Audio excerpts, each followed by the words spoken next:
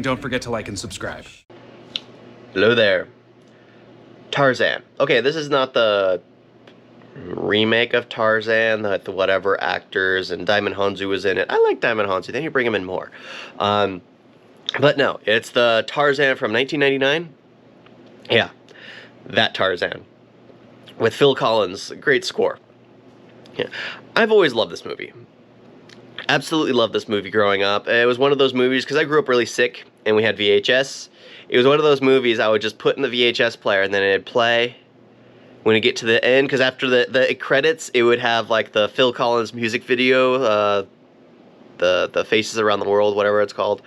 And then I'd listen to that, then it'd rewind again, and then it'd start playing over. And then I get to the end, and then I rewind again. Because it was just like, I couldn't sleep. I was very sick.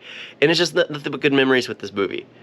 The Clayton, he thinks it means the sound of a gunshot. It was so heartfelt. I'm sure a lot of people nowadays would have a problem with how Jane was done. She's too much of a girly girl. She isn't powerful enough for herself. But I think it was good. I think she was pretty brave. I mean, she ran away from the monkey. She wasn't standing up to wild beasts. I mean, now that would be seen as stupidity, I think.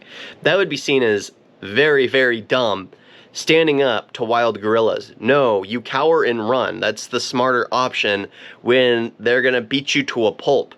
You don't yell at something that can't understand you.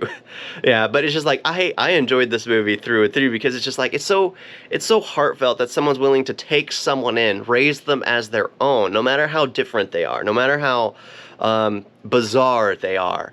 You take them in, you raise them, and you accept them. It's just like one of those stories of a mother who's willing to sacrifice it all for their child. It's touching. It's touching. A child that's not even their own. But because they raised them, that is their child, and that is the kid's mother. That's the thing I get. It's just like she raised him.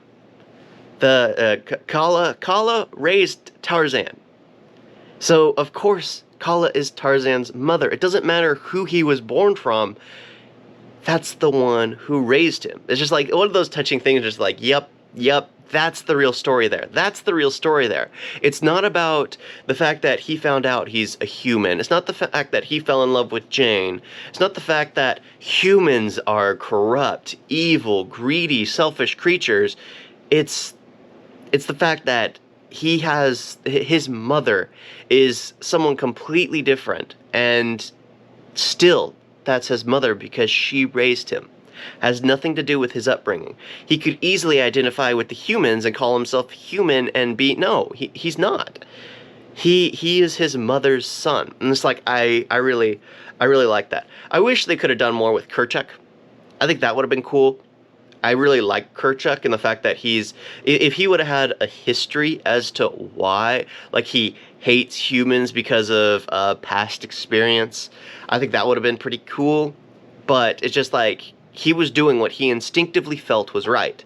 Stay away from them. There's something off about them. I like that. Very smart, very intuitive right there. Yeah, but Tarzan is one of those great classic ones that I guess they haven't destroyed, because I don't think that the remake of Tarzan was even Disney. It just wasn't good either. So I was expecting a guy surfing on trees. I was expecting this love story with Jane, and no, it's just like, yeah, it's just something completely different. Completely different. Yeah, but it's just like, this one was the 1999 Tarzan, the animated Tarzan, not because when I looked it up, there's actually a ton of Tarzans out there. There's the animated Tarzan, there's the 3D CGI Tarzan, there's the live action Tarzan, which I think the only one that actually matters is the 2D. The Disney's 2D. That one is a masterpiece. Mwah. Yeah, I mean, I even love the junk trash music, whatever they call it. The dooba-doop dab dab dooba-doop dab dab doop. Yeah, I like that. I really do like that. That's always a catchy tone. And the fact that they take off Mrs. Potts' head kind of hurts there. Kind of hurts as they course, she doesn't. They don't break her, I don't think, but they knock off her top. Just like, how? Why? Come on, leave her there in the background.